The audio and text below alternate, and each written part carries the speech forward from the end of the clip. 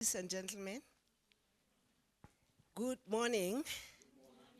Yes, I am sure we are all awake in this nice rainy day.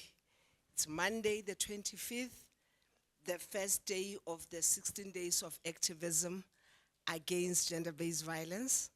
And we are privileged to mark this important 16 days in this lovely city of Kampala. My name is Keiso Matashane-Marite. I am the Chief of Gender Equality and Women's Empowerment section within the Gender, Poverty and Social Policy Division. I'm giving the remarks on behalf of my boss, Dr. Sweta Saxena, who is the Director of the Gender, Poverty and Social Policy Division.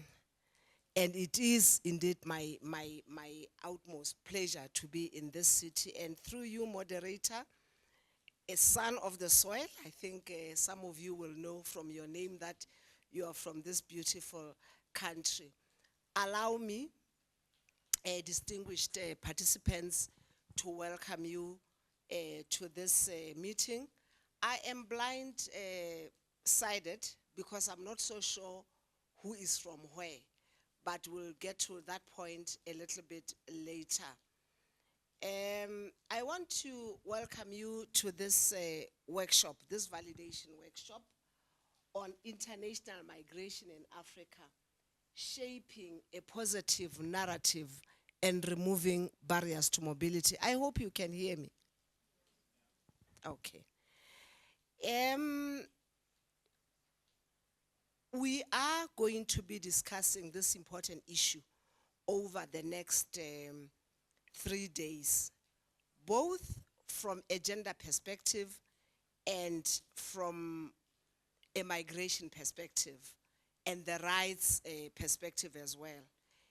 We are witnessing an unprecedented era of migration in our lifetime, with over 1 billion individuals on the move globally.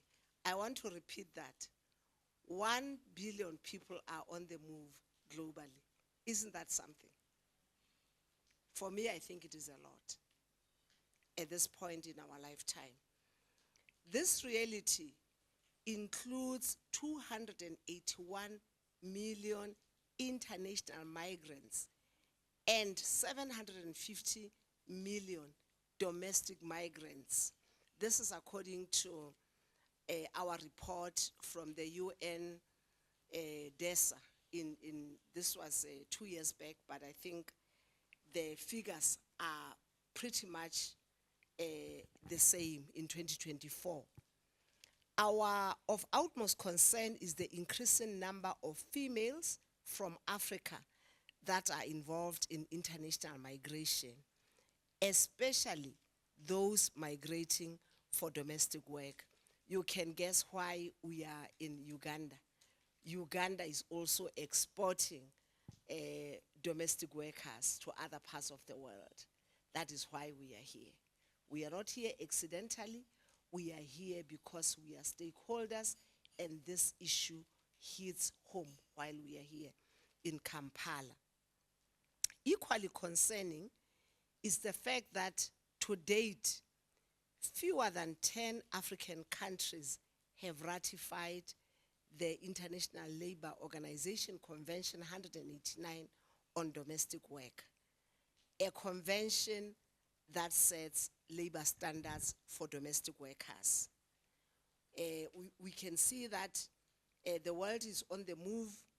We see people moving from our continent to other parts of the world for domestic work, and fewer countries have ratified this convention. So we are really worried about the standards.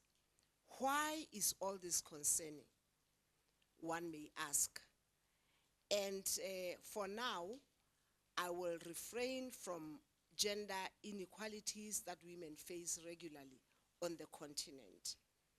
When you are a woman and a migrant at that, vulnerabilities just get compounded. These migrant women often find themselves in low-paying, informal, and precarious roles. This is due to lack of sufficient policy and legislative protections, rendering women to exploitation, abuse, and violation of their other human rights.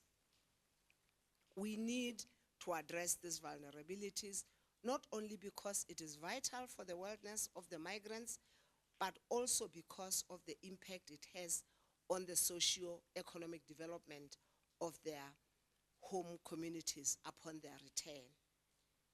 Policies that are responsive to the needs of returnee migrants are therefore critical to expand their ability to have resources and to make strategic life choices.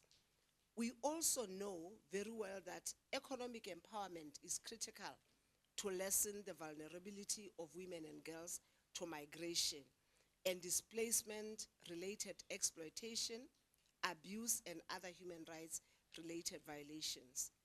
To accomplish this, we need economic policies that will create decent employment, as well as extend labor rights and social protection to those in informal employment, such as domestic workers and home-based workers.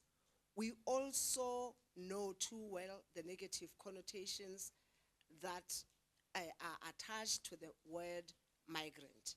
Hence, in our joint project with the African Union Commission, and my colleague is here from the African Union Commission on my far right, we are trying to shape a positive narrative and remove the barriers to mobility. And we are trying also to destigmatize migrancy. It has to be orderly, it has to be human rights infused, and it has to be dignified. So this project on international migration in Africa, shaping a positive narrative, is a joint initiative where we are trying to destigmatize all the negative connotations related to migrancy. In this vein, several initiatives have already been designed and implemented with the support of relevant partners that could be expanded. One such initiative is to address the challenges faced by returnee migrant women, particularly domestic workers from Uganda to the Gulf Cooperation Council, GCC. This project underscores the urgent need to rethink the discourse surrounding migration in Africa. Ladies and gentlemen, we are doing this project here in Uganda, in Kenya, and in Addis Ababa. I often tell colleagues in validation meetings like this that one time I traveled from this beautiful city back to Addis Ababa in a plane that was so big, but half of the people in that plane were young girls heading for the GCC countries.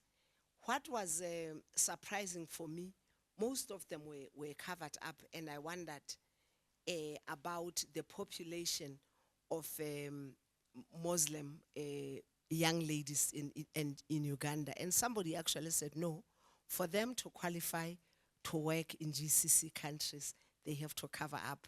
It was an eye-opener. One, the massive numbers of women on that particular day. And for me, I don't want to believe it was a once-off day where I saw such thing happening. There is actually, if you look at it, it is frightening, the amount of movement from our cities to the GCC countries. Because I live in Addis Ababa, we see that a lot. But I really did not think the sheer huge number on a daily basis could be witnessed in Uganda as well. So really, we are here for a purpose, and I think for the next 3 days, as we discuss, we are going to actually expound on this issue a little bit more. In light of this background, it is my great pleasure to welcome you all to the validation of findings of the assessment of economic situation of returnee migrant women in Uganda. Dr. Florence here with us has spent a lot of time actually working with some of you on this assessment report, and she will have knocked on your doors, she will have gone to your offices and to every corner of this country to come up with the assessment report. So we are going to look at this report, what it means in terms of policy and what it means in terms of legislation, and also on positive programming. So really, if you thought you came here to listen to anybody, hard luck. It's going to be a lot of hard work for us to look at the report. We are going to take you through the report chapter by chapter, so that by the end of 3 days, we can actually contribute to the solutions to the issue of migrant women in Uganda.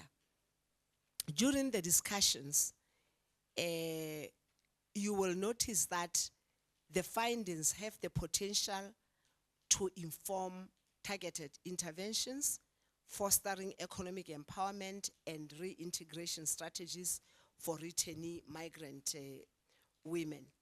Let me briefly tell you the threefold purpose of the workshop.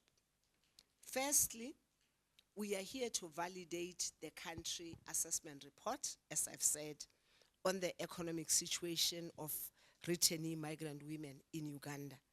Here, we want to ensure that our findings reflect the realities on the ground. So you have an opportunity to have a say here. Secondly, we want to gather invaluable insights from all of you represented here today in order to enhance women's economic empowerment. And thirdly, we want to share the best practices and emerging trends to guide our collective efforts. As I said, this project is ongoing in Kenya and Ethiopia. As we embark on this important discourse during this 16 days of activism, let us reflect very carefully. And the status quo here is not an option. We cannot be comfortable in what is happening. We need to come with solutions that will change the status quo. More of the same will not do for women and girls. In fact, we need more. Yes, more coordinated action that has the potential to trigger lasting transformations in structures and institutions that prevent women from enjoying their fundamental human rights. Hence, our engagement here is not merely about validating findings of the report. It is about crafting lasting solutions, or at least contributing to lasting solutions to empower the returnee women in order to enrich their lives and also offer substantive contributions to their families and communities. It is important that the messages from this engagement infiltrate and inform policy. Each one of us can play a critical role as we work towards a comprehensive plan of action for returnee migrant women. Your diverse expertise, perspectives, and experiences will be invaluable. Our collective efforts here will not only lay the groundwork for national initiatives, but also contribute to a broader continental strategy in preparation for the upcoming 4th Specialized Technical Committee on Migration, Refugees, and Internally Displaced Persons. This is the STC that AUC hosts. I urge all of you to engage meaningfully and share your diverse perspectives that will deepen the understanding and enrich our findings and ultimately lead to more effective solutions. Let me conclude by pledging ECA's continued support to member states in accompanying them on their journey to identifying persistent bottlenecks and crafting policies to address them. Thank you very much